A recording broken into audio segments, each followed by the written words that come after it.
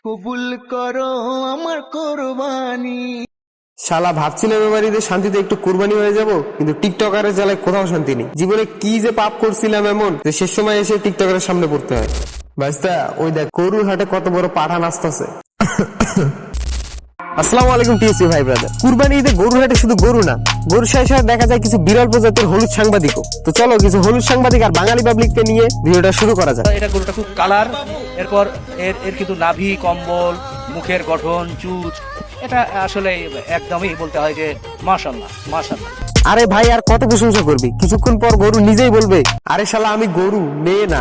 এই সাংবাদিকের কোনো আত্মীয় স্বজন, প্রিয়জন, ভাই ব্রাদার যে আছেন ভাই, ওনাকে একটু তাড়াতাড়ি বিয়ে দেওয়ার ব্যবস্থা করেন। ও আচ্ছা, আপনার গরুর নাম কি? সাকিব খান।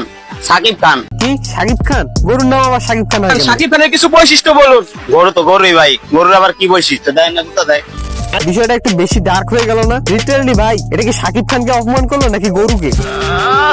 কেটিএম ডাউক, এই কেটিএম ডাউক 2022 এর মডেল। নামটা তো অন্তত সঠিক ভাবে বল চুতিয়া, ওইটা ডাউক না ওইটা ডিউক। আচ্ছা এটার কথা বাদে দেন। আর এইদিকে এই হলুদিয়া সাংবাদিক নিউজের জন্য পাগল হয়ে গেছে। নাম রাখা হচ্ছে প্রিন্স মামুন, তারা দ্রুত চলে আসবেন।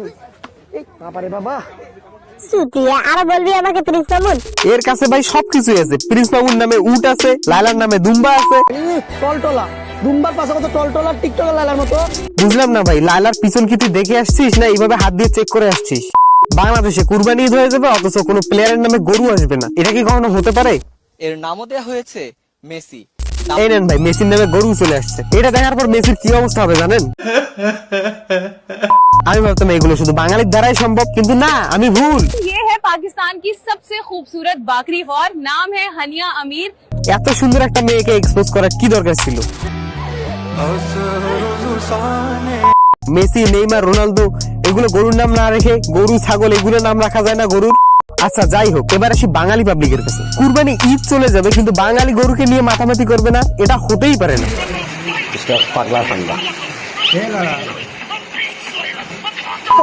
একটা জিনিস আমি কখনোই বুঝি না ভাই, এরা কি গরু হাটে আসার আগে গাঁজা খেয়ে আসে নাকি দিয়ে আসে? গরু দেখে কি ওর কোনো মান ইজ্জত নাই?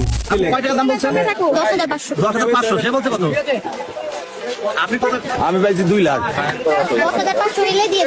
না চাচা, আপনি আসলে অনেক দাম বেশি চেয়ে ফেলছেন। 10,500 টাকা হইলে দিয়ে দেন, না হলে বাদ দেন। আরেকটা কথা, এই আপুটার আত্মীয় স্বজন প্রতিবেশী যারাই আছেন তাদেরকে বলতেছি ভাই, গরুকে এইভাবে খোলামেলা রাখার দরকার নেই, না হলে সে নিজে নিজে হাটে চলে যেতে পারে এবং কারো কাছে 10,500 টাকা গরুর দাম করতে পারে। তাই আমি রিকোয়েস্ট করবো, আপনাদের পার্সোনাল গরুকে আপনারা নিজের দায়িত্বে রাখুন, ঘরে রাখুন।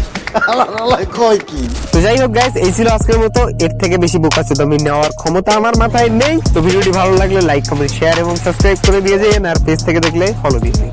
আল্লাহ হাফেজ।